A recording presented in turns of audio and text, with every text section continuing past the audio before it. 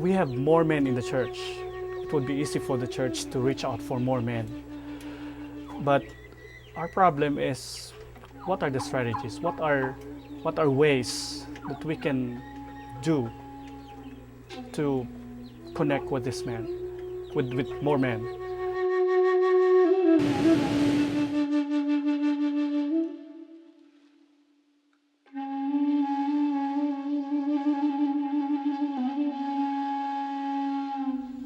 Kumusta kayo? Ako si Mike Bucher. I'm a missionary here in the Philippines, and I have been working with a number of other Filipino Christians here on a project that is geared toward reaching out to men, and we've been really excited about just experimenting and just trying this eco project called Project Hope, as you've heard about.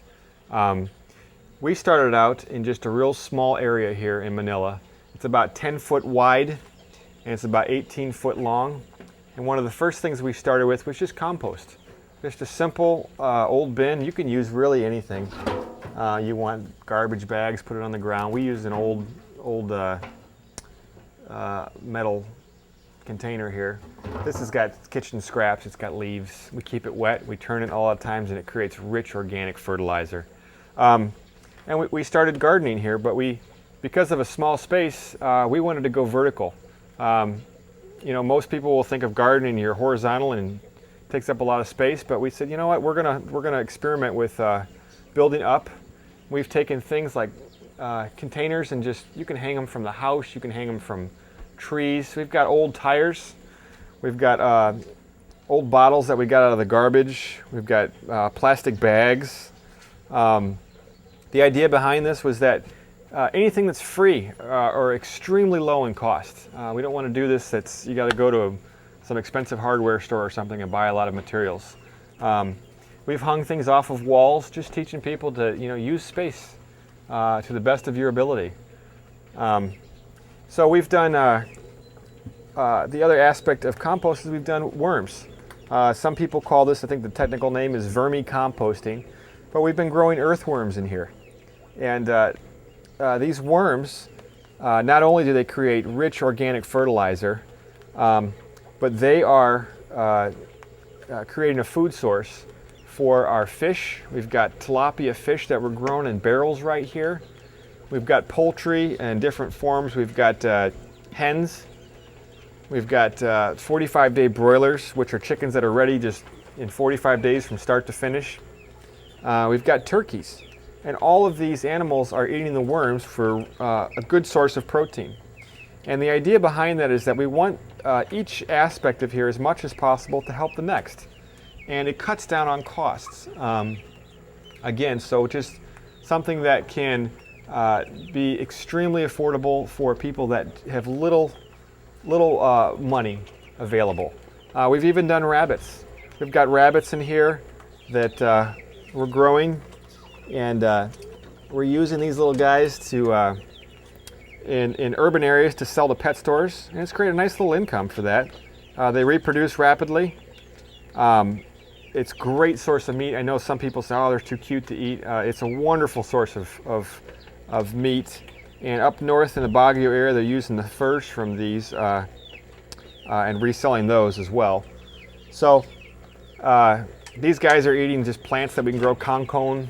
We even use a little bit of feed, but it's real cheap, so we just mix it to cut down on the costs.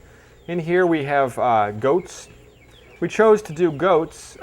We don't have any land right here, but we can let them out each day. We let them to just a vacant lot across the street. They graze all day long. We bring them in at night. And the reason that we did choose this is that we don't have to buy feeds for them. It's very affordable. It's free once you have them.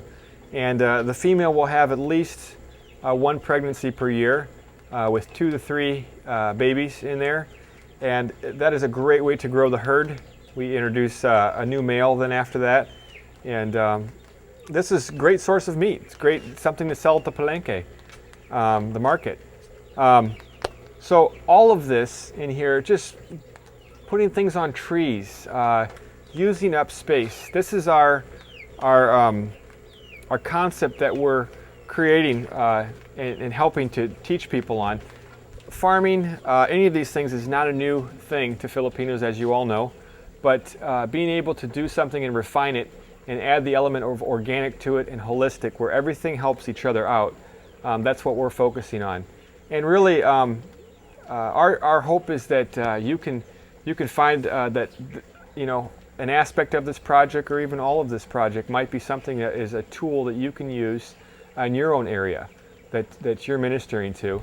That is a legitimate way to build relationships with men, something that you can have in common with them. If you had one of these at your own place for your team, and then you were able to invite men to come and look at these, come check it out. Check out our DVD. We have a DVD that Chris Brett has made for the MSV conference and for all of you that is in Tagalog, and it will explain each aspect of this, and training seminars. Not done by me, but done by other Filipinos who are Christians and who have a passion for reaching out to men and also have experience. So we would really encourage you to explore this. Feel free to text me, email me if you have any questions at all. And our prayer is that this will be one more tool that can be introduced to build those relationships with men, have something in common, and ultimately be able to share the hope of Christ with them.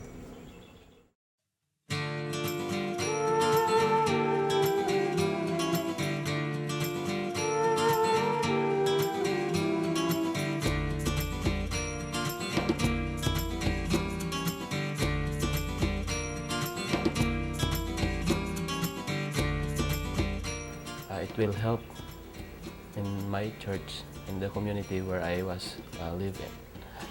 So it can help them in their family, they have income, and they can have their project in their house that is not expensive. They can earn money for it, and it will help also. It is a tool for our church to build a relationship with them and share them the gospel. And I really love this project.